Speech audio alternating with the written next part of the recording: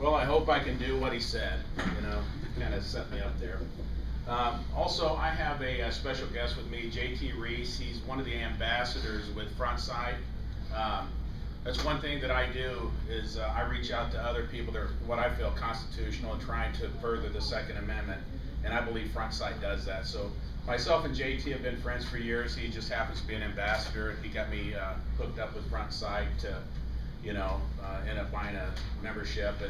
But it's if you're into guns, Frontside's a good place to go. That's just that's my spill on that. Real quick, I'll give you a little bit about myself, and then we'll talk about what I believe it means to be a constitutional sheriff. I've got 30 years of law enforcement. I work at the biggest sheriff's department in the United States. It's not San Bernardino County. So I spent 4 years in the Marine Corps. Whenever I started out, whenever I was 17, my mom signed me away, and I went to the Marine Corps. And that was one of the first times I made an oath to uphold the Constitution. Sometimes people think whenever they take an oath, they're making taking an oath to the president, to the governor, to some senator, to some organization. You're making an oath to the Constitution. So I would say in the last probably 15 years, my main duties in law enforcement or as a peace officer has been more in an administrative function. Some of the things I've done, and I normally don't speak about this, but some people have been saying, Paul, we know you've been in law enforcement 30 years, big deal. There's a lot of guys who've been in law enforcement 30 years, and I wouldn't hire them to be a dog catcher. So I got to tell you a little bit about you know, some of the things that I've done. One thing, we needed to cut $70 million off of a budget where I work, and they came to me because I was in charge of an audit risk analysis team. And we were able to find $70 million cut in this budget and basically lose no job. So one of the things I'm really good at is administrative, financial, and looking into things to find out what risk we have in the department. So I don't want to continue on that. Just a little bit about myself. I do have at least 15 years of a really heavy administrative background. I am married to Judy Schrader. We've been married for 25 years. She's my only wife I've ever had, so I wouldn't know anything else. We have 5 girls: Abby, Anna, Amy, Amber, and April. Yeah, I got caught in the corner on that. And you know, you always wonder, and I know there's dads in here that probably think, hey, did I do a good job with my kids? My youngest is 10, my oldest is 18. And you always wonder, am I doing a good job? You know, we're Christians, so we take our girls to church, we teach them things to do, we take them, you know, my oldest has been on 2 mission trips, one to Africa last year. This year she went to Vietnam, and she went to Vietnam this year by herself without her mom. And but you're always wondering, you know, have I done the right thing? And you know, they know we're pretty conservative. And so my oldest daughter, we've homeschooled them. That's another thing. So, you know, if we're not strange enough, we throw that homeschool in there, and people think, wow, you guys are really strange. So my oldest daughter, now she's going to go out, and we're going to put her into the government rethinking program. She's going to go to college. So the first thing I mean, like her first day, she ends up in some kind of government class, and the guy that's in the government class, he starts talking to her, and he says, he's talking to the whole class, and he says, you know what? Republicans are racist. Well, my daughter, she was 17 at the time, she raised her hand and she stood up and she says, well, I'm Republican, I'm not a racist. And she started explaining her views and why she believes and things that we've taught her. And she called me up and she told me about this, and I was like, wow, 17 years old, and she's going to stand up to a tenured professor, and tell him why she believes she's right. I was very impressed, and then I started telling my wife, I think we're raising these children up right. And there were some other things where she actually had some confrontations with teachers because they would just blatantly say things, and you're just supposed to sit there. Well, she would stand up and say, no, I disagree with you. You know, another teacher said that all cops are racist. So she said, excuse me, my dad's a cop and he's not racist. And then went into the long dissertation of why. And so you know, that's a little bit about my family life and kind of where we're at. I grew up in Arkansas, so I'm used to being in vehicles that had guns in them, shotgun racks, going out in the country shooting, and you know, when I came out here in the Marine Corps, it's still, the gun control issues were not still really here, because we used to go out to Camp Pendleton, to the backside of Camp Pendleton, and just take a carload of guns and go out there and start shooting on the side of the hill. No one would say anything. So just to see the way that the gun control and everything has gone is really saddened me. But what I want to do is I want to tell you, if you want to vet a sheriff, and we're going to start talking about what a sheriff should be. If you want to vet a sheriff and ask him, are you a constitutional sheriff? A lot of them say yes. Oh yeah, I'm upholding the Constitution. I'm out here. I'm doing the work of a constitutional sheriff. I believe. I raised my hand. I said yes. But then you start asking the hard questions. You start asking about the First Amendment. Now, I live in Rancho Cucamonga. A few years ago, they decided in Rancho Cucamonga, at the beckoning of the sheriff, that we're going to change the way that people can protest down there and stand on the corner and protest and use their First Amendment rights. We're going to require them to come to us and ask permission if they have over 75 people. And this was done at the beckoning of the sheriff's department. Now that sheriff is gone now, but it's still in place. Now, we raised all kind of havoc about that. The sheriff should never want to violate anyone's First Amendment rights. And I believe as a sheriff, the sheriff should be saying, get out there on the street corner, as long as you're not, you're not out in the street and you're not fighting. And some of the street corners of Rancho, what was happening on tax day, you'd have a lot of older people out there with signs, just saying, you know, honk your horn, or they would protest something. And I guess the sheriff's department decided, hey, we got to put a stop to this. So they now want you to get a permit to be able to exercise your First Amendment rights. I disagree with that, and I think that as sheriff, the sheriff should be going back down there and saying, you know what, we need to take that off the books. Just take it off the books. First Amendment rights, you need to uphold the First Amendment. And as a sheriff, if you ask a sheriff, what do you think about that? Do you think we need to have permits? No, I don't. I don't believe that you need to have a permit to exercise something that was given to you first by your Creator and secondly by the Constitution. I truly, you know, and if you want to clap, please do. Don't ever restrain yourself. Who in here loves liberty? All right. You know what? This is one thing I want to tell you. If you have a constitutional sheriff and we start talking about what it means and talking about vetting a constitutional sheriff, it's all about liberty. It's all about freedom. It's all about you being able to take what your Creator has ordained and given you, and just what the Constitution just basically echoed the same thing. You can live in freedom. You know, we're not talking about going out and shooting your neighbor and doing stuff that's crazy, but you can live in freedom and understanding that the tyranny of the government will not come down on you if you have a constitutional sheriff.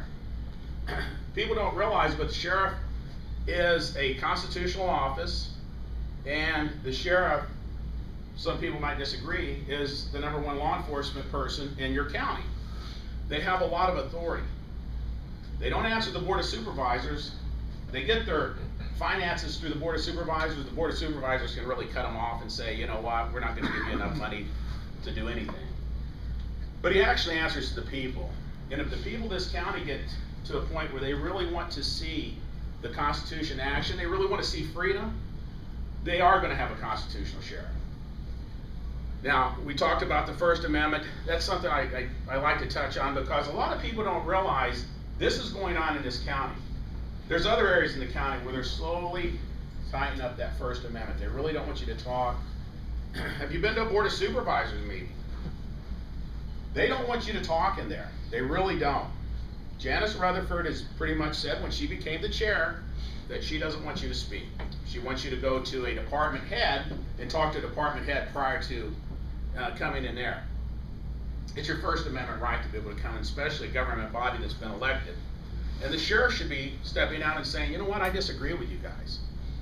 He should be in there helping, enforce that, helping to defend your rights. Instead, what they would do right now is they would either probably throw you out or have the deputy in there arrest you. And that shouldn't happen. You should have the sheriff that's defending your rights and upholding the Constitution. The Second Amendment is something that I talk about a lot. And I actually get a lot of people saying, you talk about the Second Amendment a lot, but I think everything in this country kind of hinges on that Second Amendment.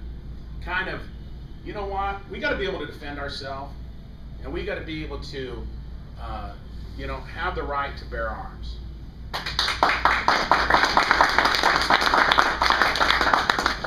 And when I say that, I talk to a lot of hunters and fishermen and guys, and they're like, yeah, we got to have those so we can do this and that. And I'm like, that's great.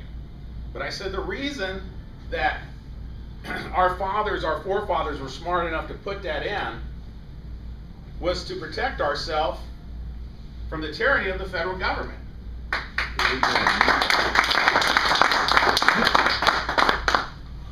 People don't get their head around that. I've got friends that are sheriffs in California, Joe Agostino, El Dorado County Sheriff, Gene Wilson, another sheriff here in the county. They know what this is about. They have, believe this, up in El Dorado County, there's a few people that own real tanks up there. They own tanks. Sweet. Okay? And the sheriff knows about it. He doesn't care because he truly believes in the Second Amendment. And, myself and my wife, we've talked a lot about the Second Amendment. And she truly believes that, if the government owns this gun, we should be able to own a bigger gun. Because it's actually to protect yourself from the tyranny. Now, we know the government's big. And, I don't have a beef with the government, but I do have a beef with the government telling me I can't protect myself. And that's what the Second Amendment's all about. We've had some issues with the Second Amendment here in this county just here recently. The Sheriff's Department had its first gun buyback in this county here a few months ago. Now, I had some people tell me, and there's some people that say, well, you know what, that's not really a problem with the Second Amendment, and you know what, they got some guns off the street that would have probably been taken by bad guys, or, these people just really didn't know what to do with their guns, so, the government knows best. Well, first of all, the government is not in the business of purchasing guns. That's not our business. With our tax money. With our tax money. And secondly, they're going out here and they're buying food coupons from a grocery store and giving you a food coupon for a gun. I've got a problem with that. So they're spending money buying food coupons.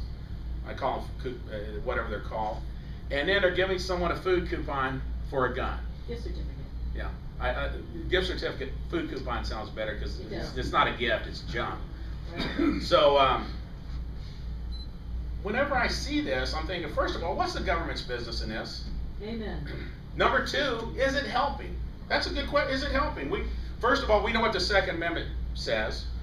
Okay, what's it helping? Well, we're getting guns out of the houses. This is what you're told by your chiefs of police and your spokespeople for the cities and counties. It's helping getting these guns out of the house that a burglar could jump in and grab those guns and steal them and go out and kill somebody or rob your family. That was stolen to start with. Yeah. Well, let me just tell you this. There's no statistical information to back any of that up. There's other counties that do gun buybacks and other cities that do gun buybacks, and there's no nexus to crime going down. There's no nexus to stopping any type of criminal activity by gun buybacks. There is nothing. They've been doing gun buybacks in other counties around here for years. What I call it is symbolism over substance. Look at us, we're helping. We are the government. We're here to help you. Boo. Yeah, exactly. They're not helping. And whenever they take our money and they utilize our money to purchase guns, it's garbage. Now what I did, myself and a few other people, we went down to Redlands because Redlands had one. I was going to come up here But the group that I was working with, they said, let's go to Redlands. You know, they're going to have a big gun buyback over there. So we go over there, and I see the manager from Schrader Brothers. I said, hey, come here, let's get a picture together. And he's like, oh, no. He's running from me. He says, oh, we can't get a picture together. I can't do that. So you've got, it's almost like a drive-through. You've got like police officers sitting at a table, and they had it where people could just drive through and say, here's a gun. And we took a federal firearms dealer with us, and we brought people down there that had cash. And what we did is, here would be the beginning of the driveway. We would stop people and say, hey, do you want to sell that gun? And they're like, well, I don't know. Well, you're going to get more than a $50 food coupon. Why don't you let us look at it? So what we did is we had a lot of people there that wanted to purchase firearms, and they actually sold it. And we did it legally because the firearm guy was there, took the gun, held it for whatever 10 days, or whatever the holding period is, and these people got $300 or $400 for guns instead of $50 food coupon. My problem with the gun buyback, not only because it's a violation of the Second Amendment, is that it was a line of Oldsmobiles with gray hair. Yeah. It was a line of Oldsmobiles with gray hair. These were old people saying, I'm afraid. Yes. I am afraid. And I'm like, what are you afraid of? Well, you know, we heard in the news, and, you know, we heard our president, and we heard our governor, and we heard our sheriff saying that we're going to, you know, people could break in our houses, and I don't even know if this is a legal gun. Well, how long you own it? 25 years. I don't know. I'm afraid. So they're bringing their guns there to sell them. And I talked to some of the cops that were working the actual booth, and there were some Second Amendment guys there. They're like, I hate doing this. I'm doing it because, and I'm like, I said, are you an oath keeper? No. Okay, well, why don't you keep your oath and just tell him I can't do this? You know, I said, you should just tell, I said, your chief is right there. I just talked to him. The chief of police was there, very cordial, you know, he came over and talked, and I said, why are you doing this, dude? You know, and I was like, you should be standing up and saying, you know, city council, we don't want to do this in Redlands. But anyway, what happened while we were there is a lady brought some kind of shotgun or rifle in that was like very rare. So the guy that was there was telling her, please take this to somewhere else and sell this. We don't want to destroy this. She wouldn't do it. She was sold that I've got to do the right thing, and the right thing is to bring my weapons to the government and let the government take these bad, evil weapons. So she did. He came over and talked to me about it. I mean, there were some of the cops that they were over talking to me saying, can't believe we're doing this. And you know what? That's what happens. You know, if we could have bought that gun, or, you know, I even told some of the people, take your guns to a pawn shop, take them to a friend, take them to someone that wants to buy them. We are not in the business, the government's not in the business of buying guns. We shouldn't be in the business of buying and melting down guns. That's not our business. Our business should be, you know, doing the job of keeping the roads and things like that up and running, and, you know, having our military. So, with that said, I very much disagree with the gun buyback, and there's a lot of people that are Second Amendment people say, Paul, there's nothing wrong with gun buybacks, doesn't violate the Second Amendment, and you know, that's what they believe, and you know, that's what I believe. I believe that we shouldn't be. I shouldn't be wasting, first of all, buying, you know, using the taxpayers' money to buy guns. Second, you have to have staff out there, deputies, and we're in a financial crisis in this county. At least that's what I'm told. We have a financial problem. So I think if you want to talk to a sheriff or someone that's running for sheriff, you need to talk to them about that. Are you into gun buybacks? Is that something that you think we need to do here? Do you think that the government should be involved in that? There's another issue that came to my attention here a while back, and some of the deputies were sending me emails, and they were saying, hey, the sheriff here is going to start implementing a procedure of taking guns. And this is right after he got appointed, about going and taking people's guns from them. And he's got a list of people that are considered mentally ill. And I'm like, okay, well, where did he get the list? We don't know. But they briefed us about this. So I'm like, okay.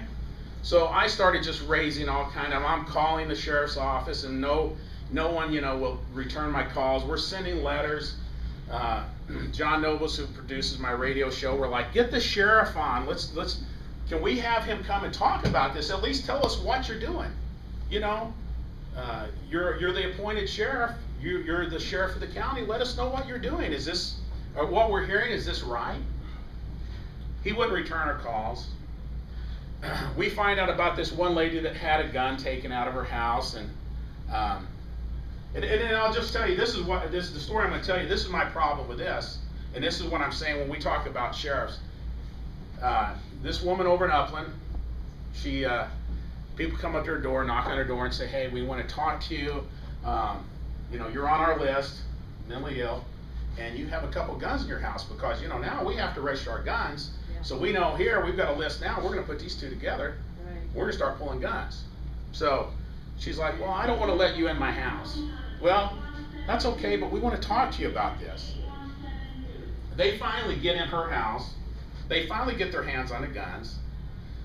She says, they're not my guns, I bought them for my husband.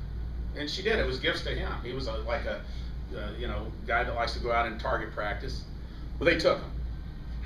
And this thing made a big, they got videos on it, and I can't remember her name, but I put some out on my Facebook, and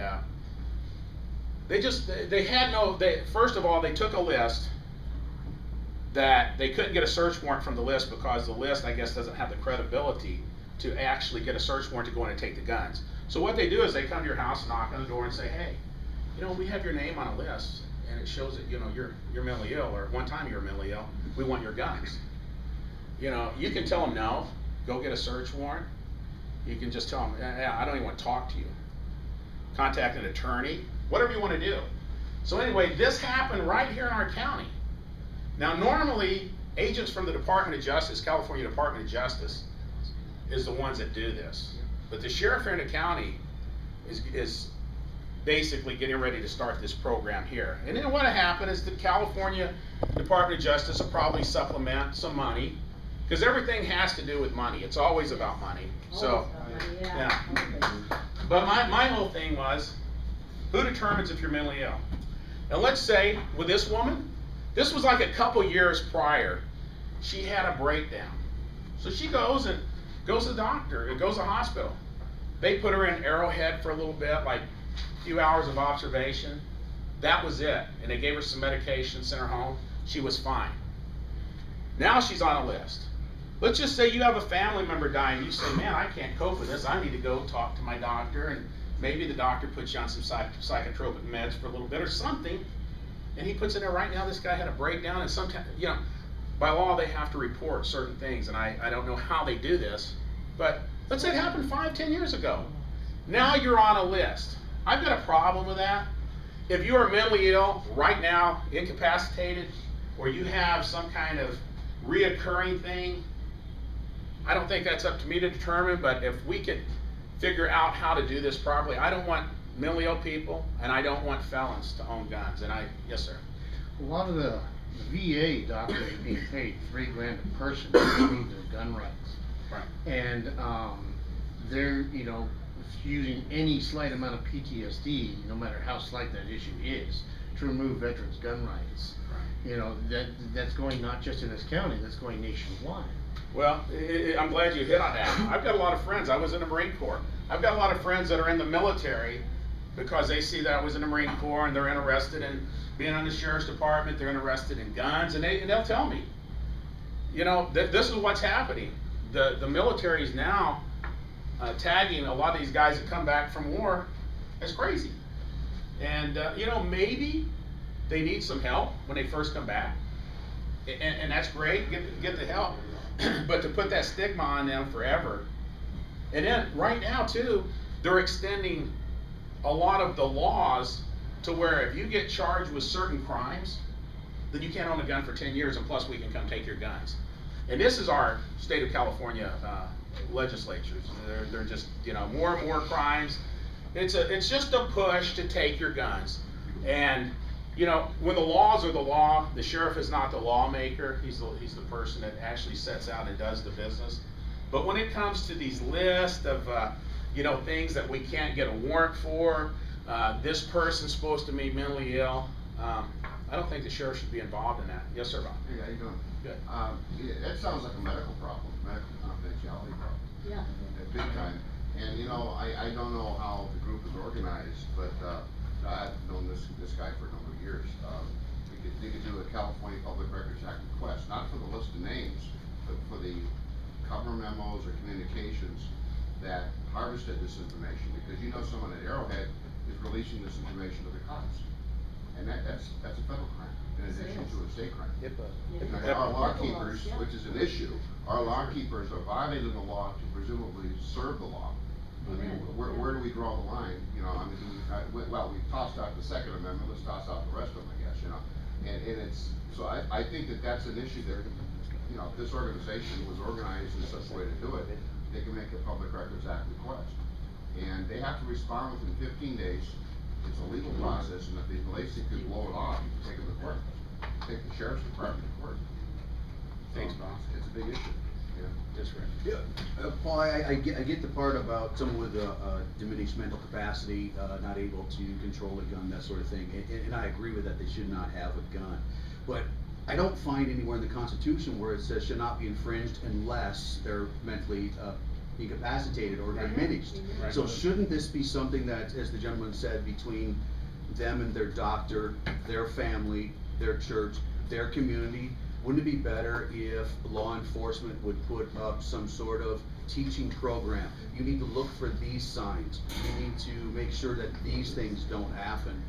Right. That way we stay within the Constitution. We're not forbidding them their rights. The people who are responsible for those people, who are their guardians, can actually make sure that they aren't getting those guns. It's not the law enforcement's responsibility to take those guns away.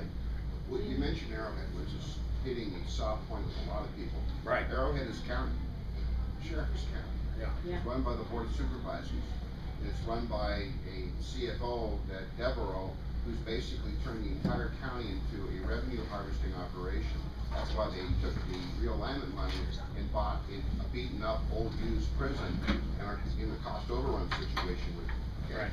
Everything is being driven for revenue. And you know, so that's kind of messed up, but you're touching on not only, when you're talking law enforcement, it's certainly protect the public, but it's also a revenue tool. Right. And if anybody doesn't understand that, then, you know, then we don't understand the problem. He's right that it needs to be a doctor, but these doctors work for the same county officials ultimately that the sheriff's department does. Right. So it's pretty tight club, you know. Well, you know, and that's the whole thing. You have a list of people that someone said are mentally ill, and you know, when we're talking about weapons, especially in this county, San Bernardino County's always been considered pretty liberal in the issuance of carry concealed weapon permits. Some of the counties around us, I think, you know, have 800 or 900 issued. San Bernardino County, we got 2 million people, roughly. We have 3,000 issued.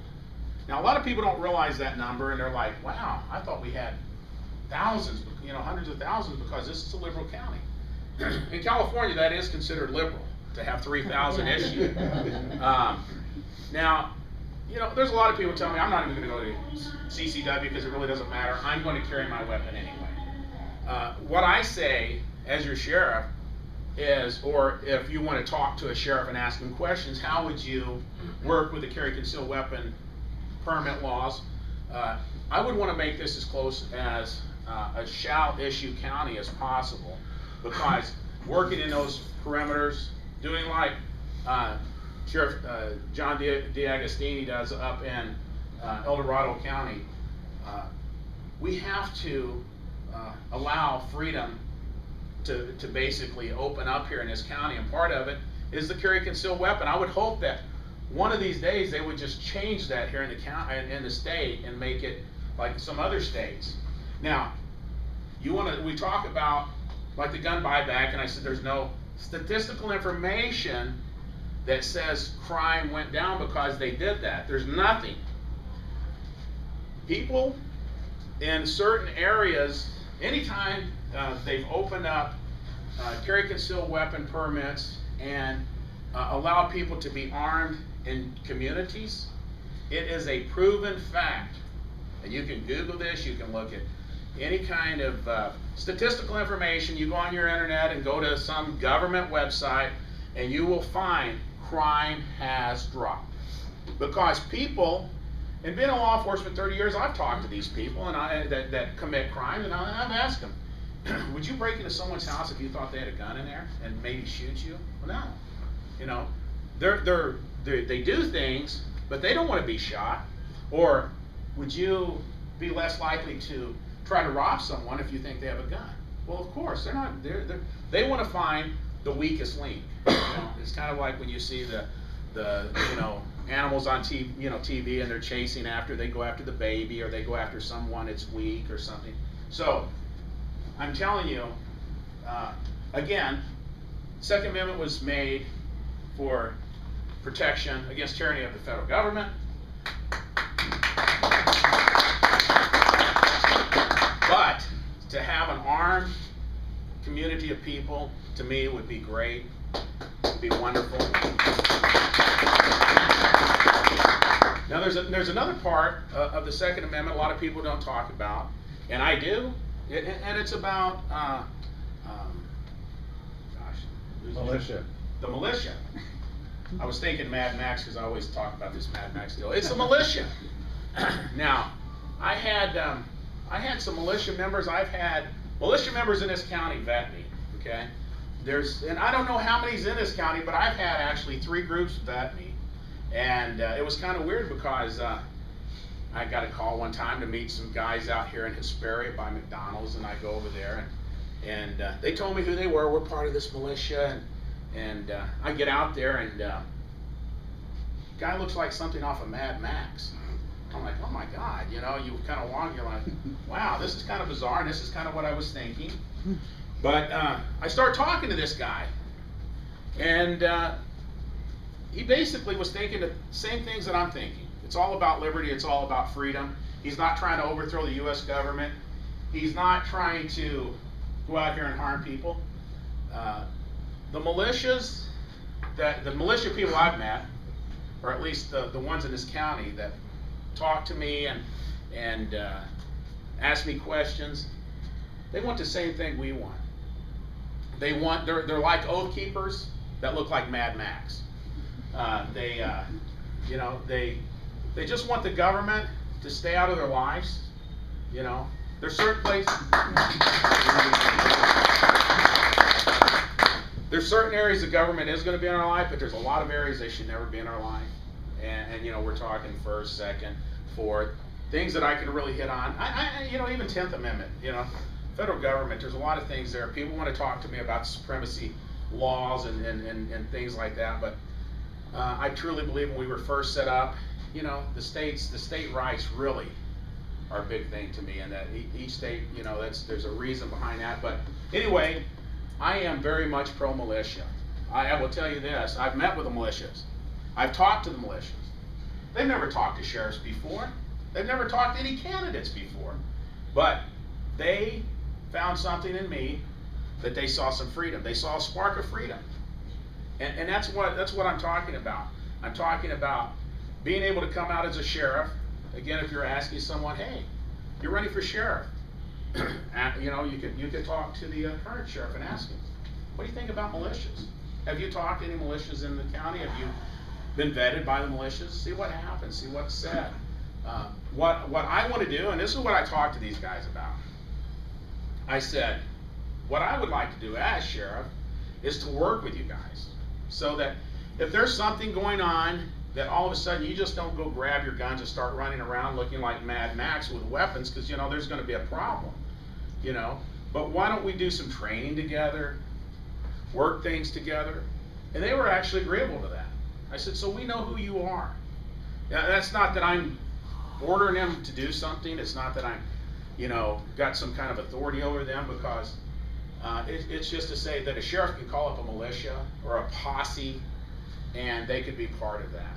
You know, one thing we have in this county is we have 2,000 volunteers for the sheriff's department. We have 1,700 deputies and about 2,000 civilians. So You've got 2,000 more, you've got 2,000 volunteers and 1,700 deputies. If you could add some militia or posse people to that to help and start getting them to train and working with the sheriff's department. One thing I'm about is about saving money. And if I can save the county money and do more, I will. And I think having militia people, I mean, if it's just, you know, sometimes the militia, they would do stuff like, you know, just help guard things. If you've got something going on and you say, hey, instead of putting deputies that need to be out in the street here, why don't we put some militia people here? You know, there's lots of things to think about, but anyway, I have met with militias, and I will be working with militias in this county. I think it's a constitutional thing to do. I think it's the right of the sheriff. You know, and people say, well, who's a militia? You know, who are you to determine militia? Anyone that wants to step up and help. You know, anyone that wants to step up and help. That's a militia. But these people actually call themselves militias. So I have met with formal militias. We do have them in this county. So, talking about militias, talking about guns, I want to see, like I said, I just want to see the carry concealed weapon permits issued here really open. I don't want it to be such a grinding process. That, you know, I've got a lot of friends that try to get carry concealed weapon permits. I went to the Apple Valley Gun Club a few months ago. It was packed. And I asked, I said, how many people in here would like to have a carry concealed weapon permit? And I'm looking around, and there's veterans, there's kind of older guys. 95% raised their hand. I thought, you know, I figured most of them probably have them. And I'm just like, I was kind of freaked out. I'm like, well, how many people in here have applied? Like half of them. And they just were turned down, just, you know, no reasons, just no. So I think that's wrong. And these guys are these guys that go out on the range all the time. They're out there firing, they're musket, you know, these guys like guns. So anyway, I really want to open that up. I want to make it right. Again, it doesn't matter what I really think about guns. You know, I'm not like a big gun guy. I'm not always out here shooting and this and that. But it's what the Second Amendment, what I truly believe the Second Amendment says. And has anyone in here, have you guys ever heard of Sheriff Mack? Has anyone here heard of Sheriff Mack? Okay. Sheriff Mack has endorsed me. Sheriff Mack, we've been on some few speaking things with the sheriff, and I went to the the Constitutional Sheriffs and Peace Officers Association. I'm a member of that. And Sheriff Mack, he does a lot of mentoring to people that are running for office, you know, like this. And that's one thing we talk about, is trying to open it up, especially when it comes to the Second Amendment, and making sure that people that want to carry firearms and try to work within the law as best you can, you know, and then hopefully where other counties and other sheriffs start seeing, wow, that guy in San Bernardino County, he's got 100,000 CCWs issued. We should open ours up too, because we see that that's the right thing to do. We see people in that county, we see crime going down, you know. I just truly believe that would open up so many avenues and so many doors for this county. A couple of points. We all talk about our rights and we have things like that. But first of all, an oath keeper or a person that's supposed to enforce the Constitution as the sheriff, you shouldn't have to apply for a permit for something you're already legal to do. So you should just be able to carry. Secondly, this is what I'd like everybody to tell their friends and get their friends to tell their friends. If it doesn't say you have to carry a weapon, it says you may. So if you're on the opposite end and you don't want to, you don't have to. However, let's look at some things that recently happened, not too far ago. If only 10% of the people followed through with their constitutional right to carry a weapon, only 10% of them, the rest of them, the 90% of them didn't want to. 9/11 never would have happened. The theater shooting in Colorado never would have happened.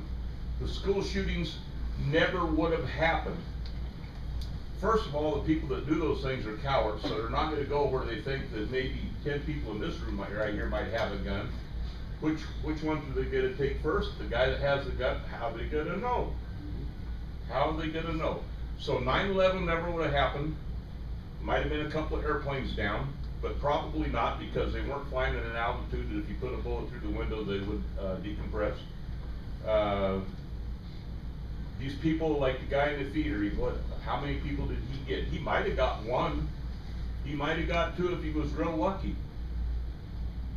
Probably 25% of the people in that theater were all military people too. Not allowed to carry weapons. So it's not, you know, we need to look at what would be like you mentioned, that the crime rate goes down. How about letting people know 9/11 never would have happened? The theater in Colorado never would have happened. The school shooting never would have happened. You think there'd be any shootings if every teacher was, if they wanted to, was carrying a gun? Couldn't happen. Now, the only thing that I say about the Second Amendment, back in the old days, you have to follow it word for word. When the guy gets out of prison, you hand him back his gun. Now, chances are he might try to use it badly, but chances are there's gonna be 10 good guys and he's gonna get killed. So you have to go, you can't pick and choose. You have to show people these things, and my favorite is the 9/11, the theater shooting. It's not gonna happen if you have your rights. And your rights, don't ask me to go down to the sheriff and say, can I practice my rights? Will you give me a card that says I can practice my rights? No, every guy that's driving around in the neighborhood in a law enforcement vehicle of any kind, whether it be the FBI, just assume the guy on the street got a gun. That's it, period. If deputies assume that everybody had a firearm, there'd be a hell of a lot less deputies being shot. Right. Yes, sir. I know it's a different county, but I was in Hammond on Monday, talking to some people there. They've had some of these buyback systems, and there's no accountability on the guns they bought back, where the money went, where the guns are, and the guns are getting into private hands. There you go. To give you an example, I had a P98 Ruger that was stolen from a safe in the back of the vehicle underneath. So, broke into the back of the truck and took it. Okay. So, long story short, the weapon got buried, handle got chewed off by mice or rats. It was, to me, it was damaged. It wasn't worth the time to fix it. So I filled out a written destruct order.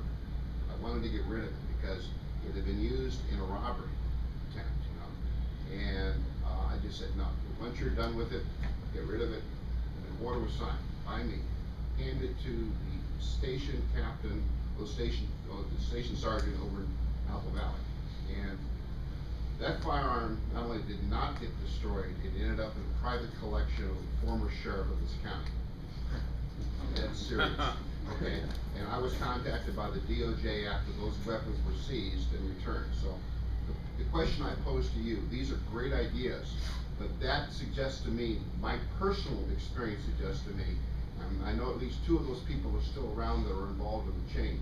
What are we gonna do with the shadow command structure that is abusing the position of authority to basically take these firearms at these sales, and when they see that extraordinary firearm or one that's special or has a story to it, they're taking them. They are taking them, and they are reporting the story, but they're taking them. And it was returned to me by Sacramento. Here it is, here's your firearm, the numbers, we're sorry it wasn't destroyed. Now that happened to me personally, so I can tell you there's a problem within the Sheriff's Department command structure. And I don't know what you're gonna do about that, but that's huge. Right. Because that's like walking into a bunch of people waiting for you to turn your back.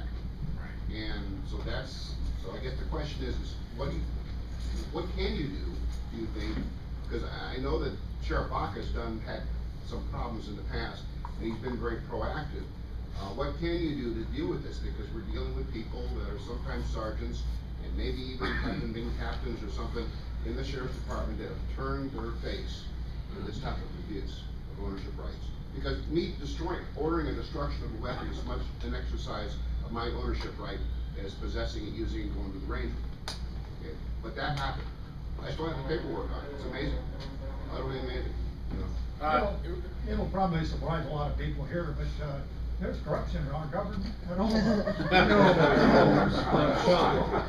But it's an issue coming in. You know, and that's the thing. That's one of the reasons I'm running. This is one of the most corrupt counties in the United States, and there is a culture of corruption within the executives at the sheriff's department. I won't say that all of them, and I won't paint that. You know, the thing is, you know, when you see one cop do something and all the cops are bad. That's not true. But I will say this, there is a problem with the executives at this department, and I'm not gonna say all of them, but, just like what we're talking about with the gun not being destroyed. If someone brings a gun into the sheriff's department, it should be destroyed. Now, the thing is, if you have a sheriff that is gonna be ethical, he's not in that good old buddy system, and that's part of the problem. When you continue appointing somebody from within, and you're not breaking the chain of, we gotta make sure and keep the company secrets the company secrets. Unless you get someone from outside, or you happen to hit the right person on the inside that never was part of that good old boy system, and it's not gonna happen, because the good old boys are gonna make sure the good old boys continue being the good old boys. Because right now there's a problem in there, and they're having like things going on that we're uncovering and seeing all the time, and a lot of it has to do with the captains and the sheriff being able to empower these guys. But what am I going to do is we're going to make sure that we have policies in place. People are going to quit. When I'm elected sheriff, there's going to be people just go ahead and resign because they know that they're not going to be getting any kind of favoritism. We're going to do a complete audit on manpower usage. We're going to do a complete audit on where the money's going, what kind of money we have. And those things will change the whole aspect of the department. You're going to have someone that says, if you're caught doing this, you're going to jail and you're getting fired. So if you have someone, if I was sheriff and Bob came to me and he said, hey, I just got this gun back. I took it to Sergeant so-and-so, here's this. We'd have an investigation. It doesn't matter if you're a cop or not. We have to, we're just like everyone else. And you're seeing a lot more and more cops being prosecuted because you are getting administrators now that saying, I'm sorry, you know what? You're bound by the same laws that we're, everyone else. So we are not going to allow that to happen. Above the law? What's that? They're not above the law? Exactly. So my thing is, you're not going to have someone that's beholden to the board of supervisors. You're not going to have one that's beholden to, the secret command staff. You're not going to have someone that's beholden to, all of this stuff that's been in place for years. Just for me running for sheriff, and I ran in 2010, to see and hear what's going on in this department, and to see all of these backroom deals, and to see what happened with the board of supervisors in this last appointment, and then you find out from other people that happen to be in the area to find out why and how. It's amazing. So just to answer your question, I won't put up with it, and we will be changing the way, and a lot of it's going to have to do with training and things of that nature. And yes, sir. Here's the big question. When you get elected to the sheriff's position, am I going to be able to call you up on your line and say, I need to come in and talk to you, or are you going to say, oh, sorry, see the sergeant in your station and see the captain, or are you going to be available? I carry the same cell phone that I carried in 2010, and all my business cards, my website, everything has that phone number. I'm going to carry the same cell phone that I carry now. So you can call me up and talk to the sheriff. I think the sheriff, even though this is a huge county, it doesn't matter. You need to have, you need to be able to contact your elected people. And that's the problem. No one wants to take responsibility. No one wants to, hear things. Well, I need to hear things. I need to be responsible. Yes, sir. A couple of things I'd like to ask you is, what do you think about the militarization of the police departments in this country now? And the amount of money that the federal government gives to the police departments, they basically own that department. Because all they have to do is say, we're taking our money back, and we're going to take your toys that we gave you back, all your armored vehicles, and all of these things that I don't think you really need that many of. And who are you answering to? Are you answering to Homeland Security? Very good question. He asked, what do I think about basically the police being militarized in this country? And what about all the money that the local agencies and stuff get from the federal government? I absolutely disagree with that. The federal government has no business in the sheriff's department. I don't want their money if it comes with some kind of, I'm going to tell you to do this. And I know I got 15 minutes, but I want to make sure and tie that in because it's something I'm getting ready to talk about. So I definitely disagree with any kind of militarization. If they give me money and say, well, you have to do this, or we're not going to give you the money, they can keep their money. People can get mad. Hopefully people will see what I'm doing, and I'll have people come in and back me up. Maybe people might just say, well, get rid of him. Next election we won't vote for him because we've lost a lot of money. But I don't want money from the federal government if they're going to tell me what I have to do. And really, I'm a 10th Amendment guy. I believe in states' rights. I believe the local people need to be the ones that's involved in what the sheriff's department is doing, not Washington. And I don't want the feds in here telling me what to do. I want to talk about unreasonable search and seizure, 4th Amendment. Now this is really kind of what we're talking about. When you're driving down a street and all of a sudden you see the roadblock down the road, big roadblock, DUI checkpoint. I call them roadblocks, they're DUI checkpoints. And you've done nothing wrong, but oh man, I've got to pull in here. And you get in there and they want to see your papers. They want you, and they're asking you questions. Oh, you've got to tell them, I'm going to write you a ticket for that. I'm going to do this. The money they get from that is federal government money. Okay, now we're on the same line. Federal government money for that junk. I consider that unreasonable search and seizure. Supreme Court, who I don't always agree with. I don't think they're the final authority in anything, but they will tell you they are. As your sheriff, or if you're talking to someone that's running for sheriff and you ask them about these things, they should be totally against one of these checkpoints. Because as a police officer or a peace officer, I have to have probable cause to pull you over. So I see you swerving, I see you do something, I stop you, then I start talking to you, then I make an arrest or whatever. Here they call them administrative checkpoints. So since we call them administrative, there's something special and magic about that. They're stopping 1,000 cars in these checkpoints, maybe arresting 3 drunk drivers, okay? Maybe. They spend a lot of money. They're getting it from the federal government. The federal government says, hey, we want you to do this because it's really helpful. And you go to the federal, you go to one of the federal sites that keeps control of the statistical information on this, and they talk about maybe 3 out of 1,000. And again, there's no oversight. There is oversight, but there's no probable cause in this. I believe they're violating your rights, and they're starting to throw out some of these drunk driving arrests that they're making in these because of the way, you're pulling in there and all of a sudden you're wrapped up into some kind of junk and they're arresting you. Now I've got a story of a lady she's about 70 years old. She's driving to the store. On the way to the store, she ends up turning the wrong street, and all of a sudden they're flagging her in and they're asking her, ma'am, we need to see your registration, proof of insurance, please. She's looking and she can't find it. She's looking, and really the deputy or whoever could have walked around there and ran her license plate, and everything was good, but he wanted to see the papers. She's starting to cry, and she finally gets them and shows them to him, and she's shaking, and he's like, okay, you can go, and she puts them back. She forgets what she's doing. She ends up going back home and telling her, her husband and her son and everything. And, well, they called me up and they told me about this, and I told them this is what I'm talking about. She's driving, doing nothing except driving. People say it's a right to drive, so it's a privilege. It's not a right. But I disagree. I think if you're driving down a roadway and you've done nothing wrong, you shouldn't be able to be pulled into one of these checkpoints. It could be you. It could be your mother, your brother, your cousin, your sister.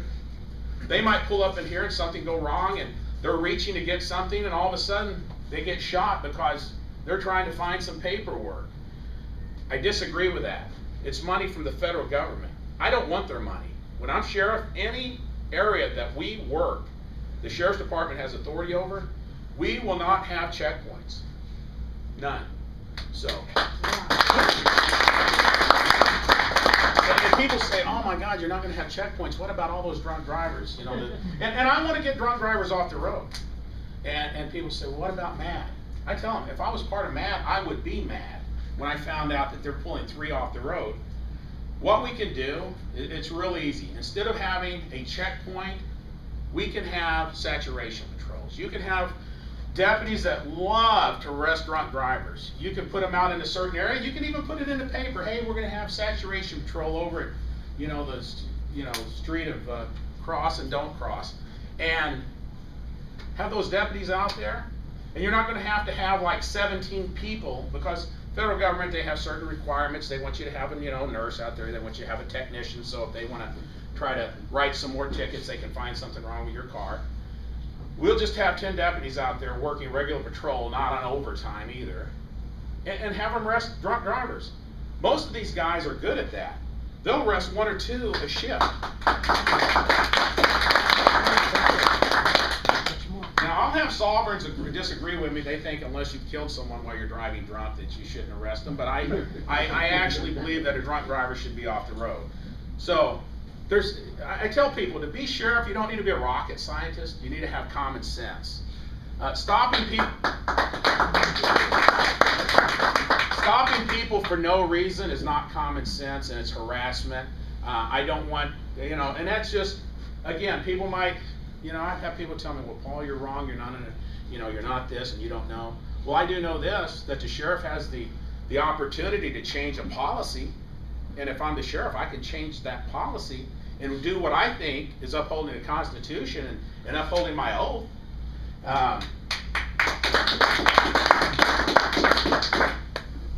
One other thing I'll talk about is the red light cameras. I know you guys up here love red light cameras, just like, yeah. To me, that's another issue. If when I'm elected sheriff, we won't write 1 ticket on a red light camera. Yeah. I'll give you this real quick. Red light cameras, to me, it's another violation of the 4th Amendment. If, I have to be able to see you do that as a cop. Have the right to face your accuser. She's taking my thunder right now. Right, you got to be able to question someone. So what am I going to do? I'm going to question the camera. Hey, what did you see? The camera's going to sit there and just kind of blink at you, I want to be able, I think it's so ridiculous, these money-making things that the government has come up with to violate your rights. And again, as your sheriff, I will be pushing and asking. I will be a pain in the rear to some of these cities. They'll probably be trying to really, but I'm telling you right now, we do not need red light cameras violating our 4th Amendment rights. We don't need DUI checkpoints. There's several other things that I'd like to talk about, but I know we're kind of running out of time. And are we having a question to answer now or later, or what do you want to do? Well, in just a moment. What I wanted to bring up real quick, Paul, was on the red light cameras. Washington, D.C. just announced that they're going to put these cameras on crosswalks and stop signs. $50 to misuse the crosswalk, $75 if a car crosses across the white line if somebody is in the crosswalk. It's getting crazy. Other than that, it's up to you. If you want to talk some more, you want to do your own question. I'll give you. What I'll do is I'll speak like 5 more minutes, and then Rick's got on here to break so you can stretch your legs, and then I guess we'll come back and speak for a few more minutes for some question and answers. But you're talking about federal government stepping in and doing a lot of things in this county. Federal government really has no business in this county enforcing laws, okay? They have laws to enforce, but really they need to go through the sheriff. And a lot of times they have agreements with the federal government and saying, because when they come out here and serve a search warrant or they do something on people's property, there's an agreement with the sheriff to do that. It's not just they're walking in here doing things. And some federal agencies, unless the sheriff gives them the authority, they don't even have law enforcement, state law enforcement powers. The sheriff can actually pull that from them in his county. The Supreme Court ruled the sheriff is the supreme law enforcement official of any county, and even over the federal government, because he's an elected official and not a appointed official. Right, but this is the thing that where I'm going with this is, if we have the federal government coming in here, and one thing I want to, TSA, How many fans do we have at TSA? Do we have any TSA agents in here? Okay, just good. Sorry to put you on the spot. They couldn't take the oath. Yeah, well, this is my thing, and I told a group down in Ontario, if we have these, the people down there that's searching people, if Ontario PD or someone down there will not take a report, they can come to the Sheriff's Department, we'll take a report if you feel that you've been fondled, if you feel that you've had some kind of, something happen to you in that airport. We will take a report, and if we have enough information that we believe if it's a felony not committed in our presence, we'll go down and arrest the person right there while he's on the job. Yeah. You know. If it's a misdemeanor, we'll go get a warrant and then we'll go pick them up. What I'm saying is, there's no deputies above the law, there's no federal officers. Sometimes these feds come in your county and they'll push people around. They're not coming to the county and violating people's rights. They're not, it happens. And I don't want them coming in here doing things that's unconstitutional, because then I'm going to have to go talk to whoever their area director is and saying, I don't even want you in my county. If you're coming to the county and we find you trespassing on someone's property, we're going to arrest you. If we find, another thing, code enforcement. I am I'm going to tell you right now, people think the biggest reason people are leaving California, companies are leaving California, is because of taxation. It's not because of taxation, it's because of over-regulation. Yes. And then you have the arm of the government, and they're called code enforcement. And I always wonder, well, where did they get their authority? I don't even see this in a constitutional issue. I see them getting some kind of administrative, again, the word administrative is what they use. You got these people out snooping around your property, asking questions and doing things.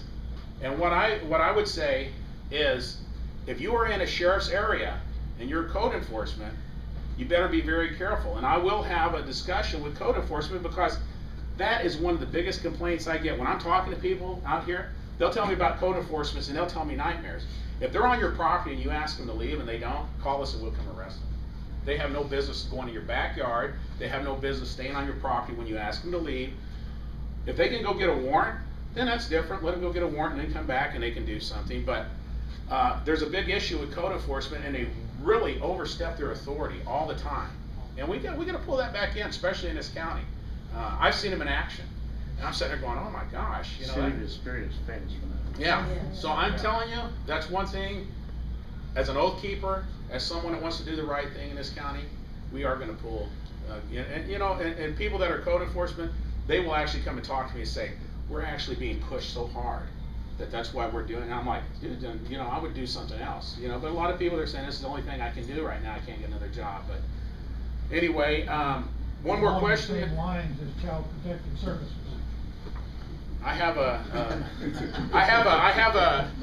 Okay, I got a few minutes so I can talk about Child Protective Services real quick. Child Protective Services, it started out as a good thing. I truly believe it did. It started out saying, wow, in the most heinous cases, we're gonna take care of kids. We're gonna make sure that they're not injured, and if parents are being bad, and they're kids are in bad situations. We're gonna get them out. What happened is money, it entered the system. Money, numbers.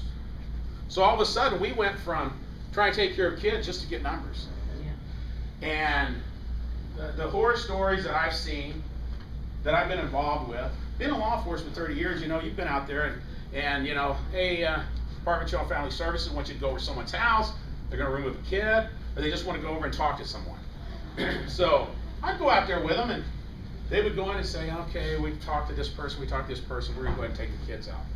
Okay, I'm standing there, whatever, I'm just here.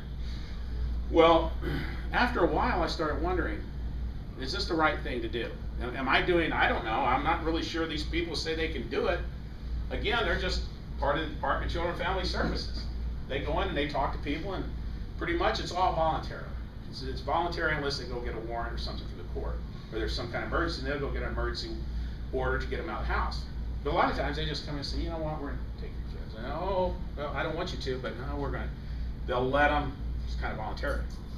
So what happened one time, I was out with an agent from the Department of Children and Family Services, and she told me, she said, hey, we're going to go talk to this person and probably going to take the kid out of the house.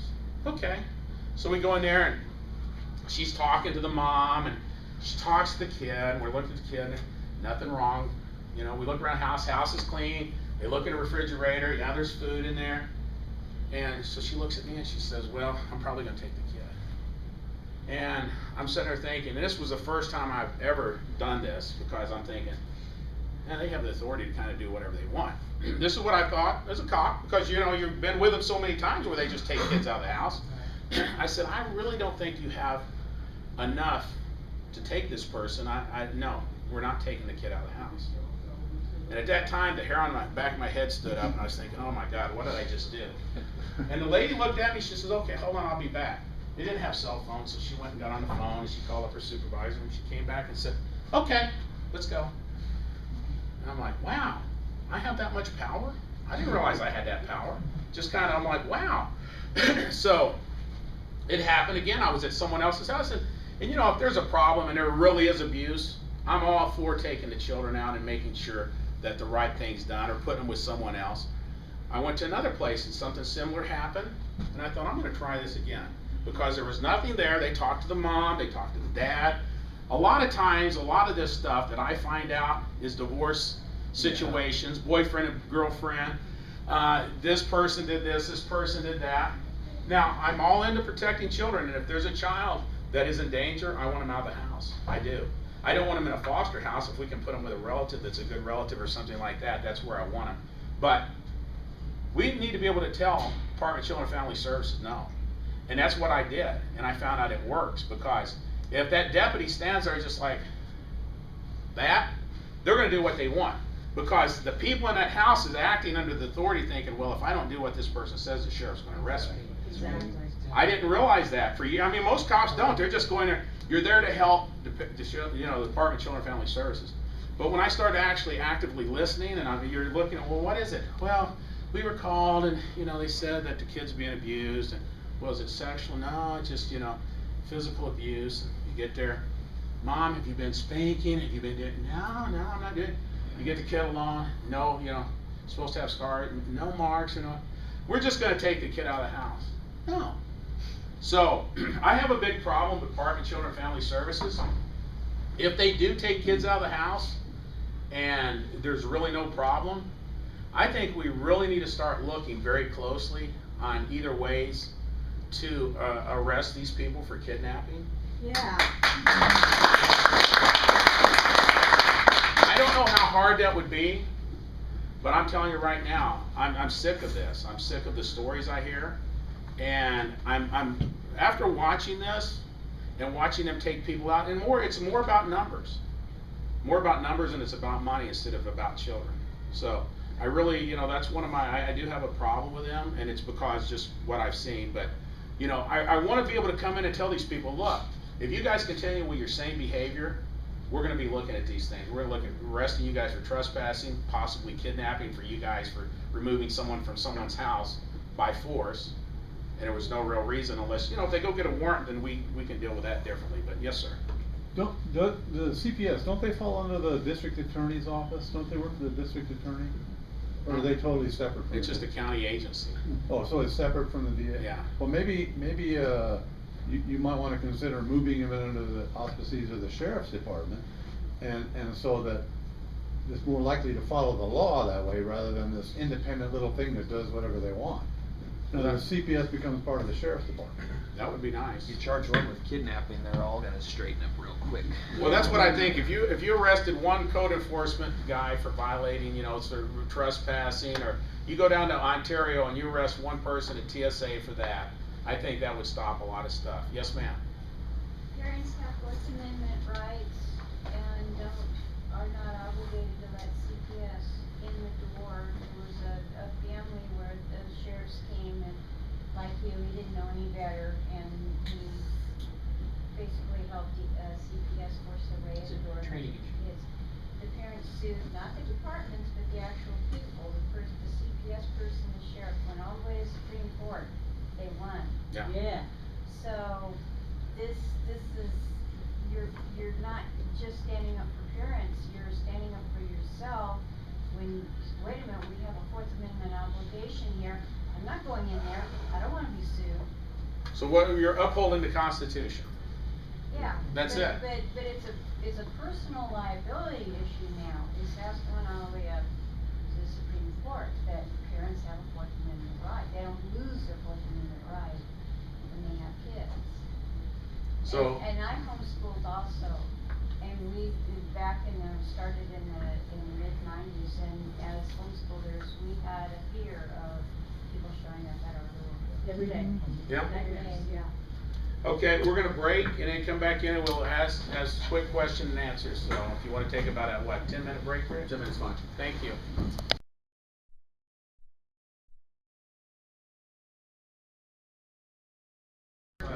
If there's anything that you'd like me to go over, I will, or if you want a clarification on something. I always tell people that, if you hear me talk about something in one of these meetings, you always go to my website at sheriffpaul2014.com. A lot of the information I talk about here is there. I also have a radio show every Monday night from 6 to 7 called Ask Your Sheriff on Blog Talk Radio. It's not filtered, it's not edited, it's basically, it's live. People can call in and call me a name and everyone hears it. Or they can ask me a question and you're gonna hear the same thing, so just to let you know, there are other avenues besides I come out and speak, but so that if you think, wow, he came in front of the Oath Keepers and he was so constitutional, I wonder how he is in front of another group. You're gonna hear the same thing, yes sir. Prisons, what's your view on prisons? I think, well, that's kind of a general question. I think prisons are good. Yeah, I think we need to have prisons. Is there a specific question you? Well, I'm kind of in favor of Sheriff Joe's prisons. Okay. I'd like to see more of those. A lot of people ask me about that. I've met Joe. Joe's a nice guy. Joe has got his county in so many lawsuits because of the way he does business. A lot of people say, well, I really don't care. I would love for us to do that. I'm a fiscal conservative and I don't want this county to be involved in a lot of frivolous lawsuits, but I do want people that are supposed to be in jail to stay in jail. There's a couple things that prevent in the state of California us doing certain things. It's called Title 15 and Title 24, which are regulations on how many, what they're supposed to wear, what they're supposed to eat, how big their room is. Now, I'm considered a so-called expert when it comes to jail housing issues, because at one time I was in charge of a legal unit that actually looked over jail issues, and we had a team that would go in and look. So I started thinking about this when I was running for sheriff, and people would say, why don't we have a tent city like Joe? And I'm like, because we would get sued, we'd never even get off the ground. They would, it would be like a battle all the time dealing with that. And I think that we need to use our money in this county to do the right thing and not do that. So this is a proposal I've had, and I've talked to some attorneys and I've talked to some people that actually work with the jail industry and building. I want to save money. I want people that are supposed to be in jail to be in jail. There's a couple things I want to do. If we have work release is where you go to jail and they say, well, we're going to let this count as jail time. You just go home and you work. You come back and check in and you do work at the jail and then you go back home. Some of the judges are going to say, I want this person to stay in jail. Okay? This is what I propose, and this is something that I've kicked around, I've talked to people about. I would like to find a building that we could rent or a field that we could put tents in. If a judge says, Mr. Drunk Driver, Mr. This, Mr. That, things that aren't violent felons, and he says, I want them to stay in jail. I would like to be able to make a contract where they wouldn't have to be in a real jail, where we could say, okay, you're being released. You're going to make a contract with the sheriff. You're going to have to live out here in this tent. You're not in jail. This is basically a thing that you're agreeing to. Probation term? Yeah, well, whatever you want to call it. We don't even want to call it probation. We want to call it a contract between you and the sheriff. And you're going to go to your job. I don't want you losing your job if it's such a crime that, the reason I don't want you losing your job, then we got someone else on welfare. And then we also have your family that's drawing some type of, if you have a job and you want to keep your job, and we can put you into this program, you go and you're going to be in some type of tent city, or maybe some kind of office building, or some building we can put beds into.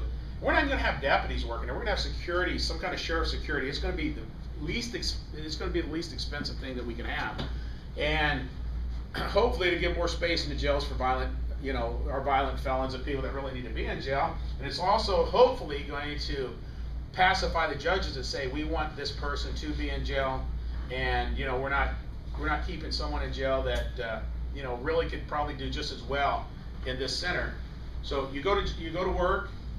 Once you're done with work, you come back there, and then hopefully Title 15 and Title 24 we would be able to get around that, because it's not a jail. It's a contract. Yes, Bob. We got attorneys. Oh, just tell you, this AB 109, and I was gonna ask you a question about that anyway, the realignment bill. Right.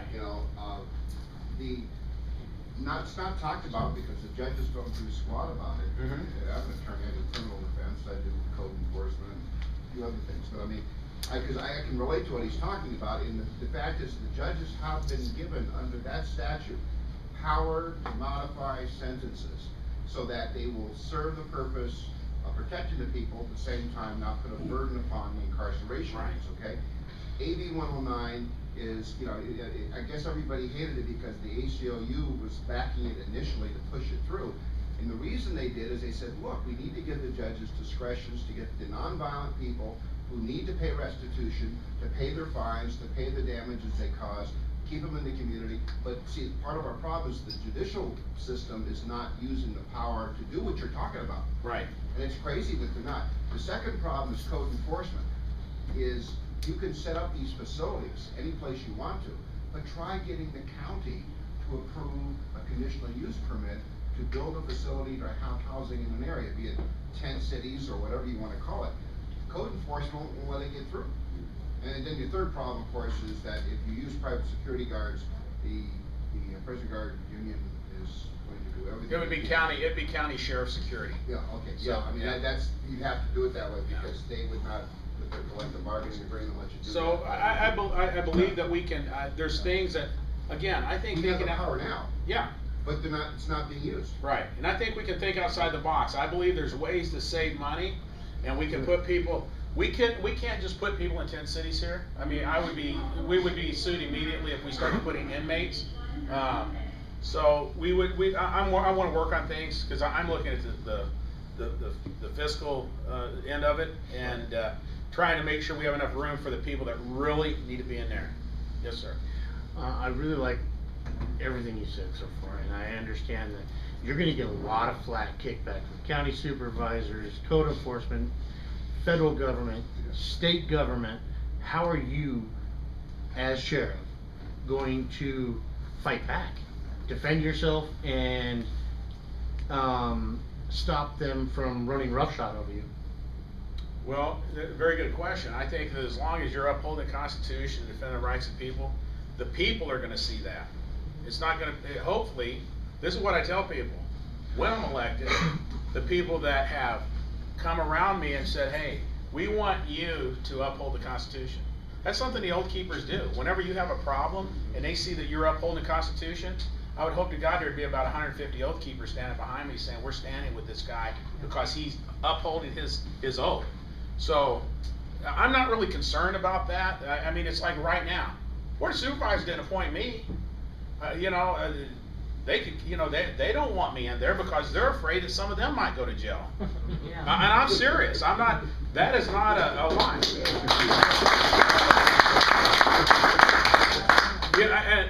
And that's the thing. Why would they appoint me? They want to appoint, I mean, whenever they did the appointment process, I took 100 people up at the Board of Supervisors. We had that place packed. And one thing that Josie Gonzalez said that made her mad was because I brought all of those people up there to the Board of Supervisors meeting. Yeah, because I want to hold you accountable. It might be televised, but I want 100 witnesses there with me that saying, all of them were wearing little things that said, hey, I'm for Paul Schrader for sheriff. And they saw these people, and it was intimidating. But the thing was, I do have people in this county that want change, and they went ahead and they lied, and they did what they wanted to do. And they appointed a guy that had no votes, 0 votes. At least I knew I had about 40,000 votes in the last election. So the guy that came in #1 quit the right thing would have been is say, the guy that came in second, why don't we give it to him because he does have some votes. They gave it to someone who had absolutely no votes, but they want to protect themselves. So, you know what? All we can do is work with those people, and hopefully the people are in this county. It's just kind of like Joe Arpaio. I might not agree with everything he does, but the people in his county does. So they continue voting him in, and they keep supporting him. So I think that in this county, hopefully the people that would elect me would support me, especially whenever you have a lot of heavy stuff coming down on you. Yes, sir. I know how you're gonna answer this probably, but I gotta ask it anyway. All of a sudden, we've got a new phenomena. Up in Northern California, there was a group of impeach Obama folks on an off-ramp, and all of a sudden a bunch of CHP officers showed up and started harassing them, threatening to arrest them and tell them they can't do that. And I don't know under what authority they thought they could do that. And let's say you got a call here that, you know, your dispatch got a call that said, hey, we're at the Bear Valley overpass and the CHP are telling us we can't do that. What would you do? What would you have your dispatchers do? Basically, as long as they're not throwing something off, as long as they're the First Amendment rights, that's again, it's a First Amendment thing.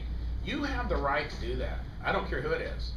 Now, we might, I don't even want to get off on NDAA or Agenda 21 because I can go into that too. But, you know, the thing is, your current sheriff knows nothing about NDAA or Agenda 21. I actually do. So sometimes I think what they're trying to do is they're looking at that, and I think they're starting to, especially like the state now, the indoctrination of NDAA, you know, you can't say anything bad about the president, you can't do this. What law, I mean, you know, first of all, it's not for them to enforce, it would be more of the federal government, and then I would be there like, no, we're not enforcing that in this county. So I would just say, no, we're not dispatching anyone out there. Maybe have a deputy go make sure that they're not throwing off blocks off the freeway overpass. But if you're up there holding up a sign, there's no problem in that. I mean, we've been doing it for years and years and years, and I don't, so. Now, what I'm saying is these guys, you know, the CHP officers are threatening to arrest these people. I would go talk to the area commander of the CHP and ask him, first of all, why would you, you know, what's the deal? Well, you have to remember their head of their oath. CHP is in Sacramento, and what's in Sacramento? Right. But the thing is, the person here in my area would have to deal with me. Yes, but he has to deal with Sacramento. They didn't give him orders. Because there could be other groups that we've seen that are stopping traffic, that are creating all kinds of problems, and they do nothing but observe them. But yet, when you have a peaceful march, where nobody is violating any laws, stopping any traffic, causing any kind of problem, just holding up a sign that they disagree with the president of this country and they think he should be impeached, they're the ones that are being harassed. Okay, so let's just say this. We have these guys up on overpass doing this, and I've already told the guy that's the area captain or area commander for San Bernardino County, unless they're breaking the law, you know, they shouldn't be messed with. If he continues, then we could actually just have, you know, put some kind of deputy security up there if we have to do something like that. The thing is, I have to defend the rights of the people. If we have some kind of demonstration like you're saying, it could be for whatever. A lot of times they have deputies go down there to make sure, keep the peace. We could do that too, especially if it becomes something to do with the CHP. If I've already made my, and the thing is, why they do what they do is the sheriff will not stand up and say not to do it. See, this is the problem. You've got the sheriff here that is not a constitutional sheriff. He just wants everything to continue going the way it is. If, you know, you happen to be out there and you get arrested for some kind of junk you got out there and they made contact with you and didn't really have a good reason, but now they're going to say, it was just a consensual contact, and this guy started yelling and screaming, he swung his sign around toward me, so I arrested him. You see what I'm saying? We need to make sure that they understand Schrader's different. Schrader's actually he's gonna keep his oath. Schrader's gonna uphold the Constitution.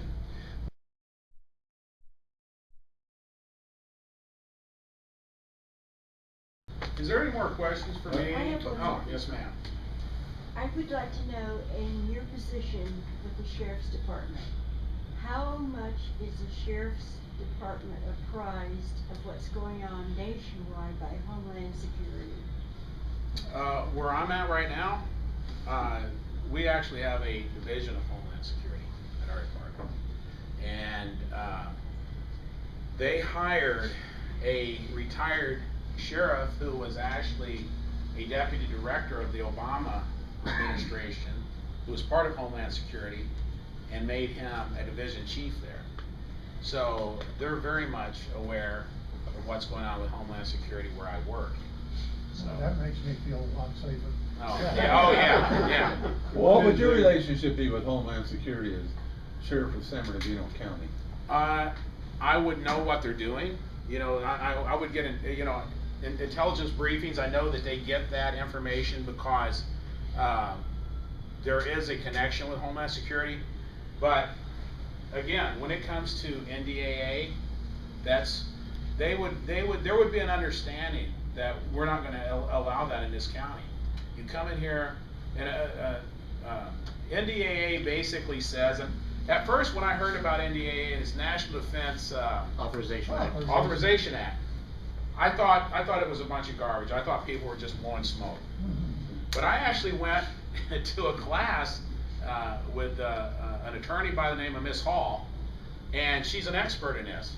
And she put it right up on a screen, and she went line by line about this and talking about how a U.S. citizen can be pulled out of your home and have no rights to counsel or going to court, and your habeas corpus. So it's a law, and basically it says if you protest or you do stuff in a certain area of someone has Secret Service protection or has been authorized Secret Service protection. So that could be like Barbara Boxer could be out here and we could be out there protesting. She might not have Secret Service with her, but they could actually charge you with an NDAA violation, and they could just come to your house, take you out of your house, and take you to an unknown location and keep you without even getting to go to court.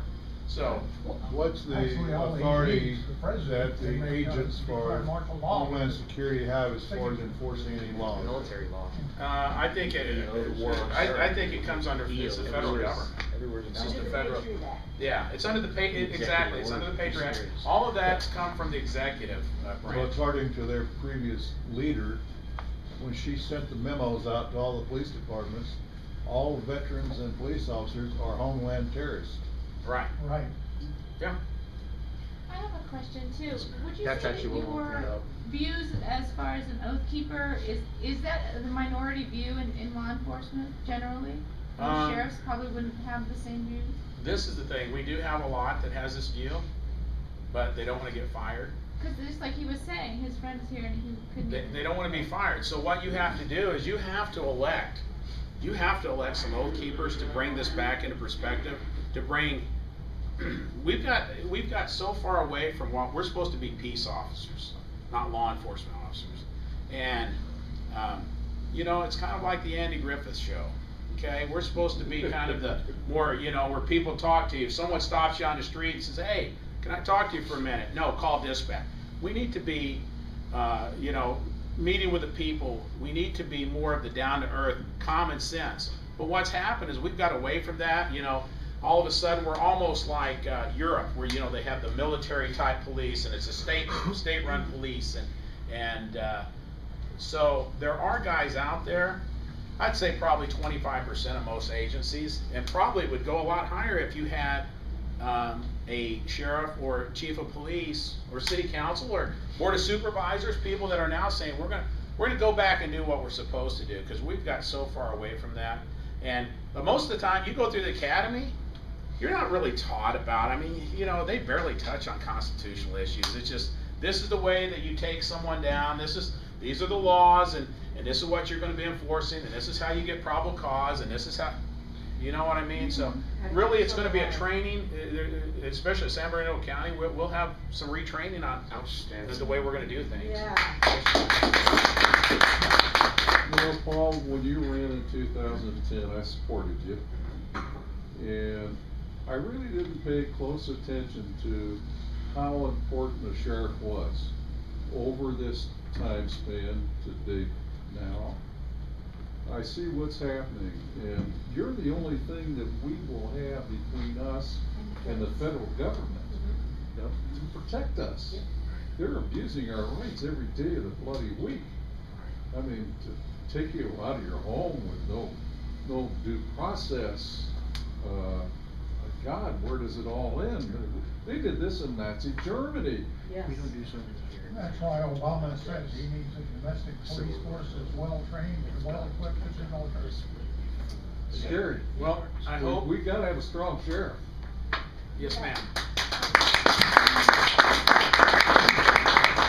How constitutional are jury duty summons? That's a good question. Bob, do you know how constitutional those are? Well, if you have a right of jury trial, that means that they have the right to populate a jury panel. So. So I think that if you're gonna be an oath keeper, you're gonna have. It kind of is our duty, but, you know. Well, Sometimes I mean, it creates a financial burden. well, then you say that to the judge and they'll kick you off. Not always. Not always. We'll just say something to either piss off the defense attorney. Tell me what Judge Judy every day. There you go. All right, you know what, I'm sorry, I'm out of time. I hope that I've answered your questions. I'll hang around a little bit afterwards. I've got another event to go through down on the hill after I'm done here, but I appreciate you having me, and I appreciate you listening. I see a few people in here that I've recognized from other events, but you know, let freedom ring. Thank you.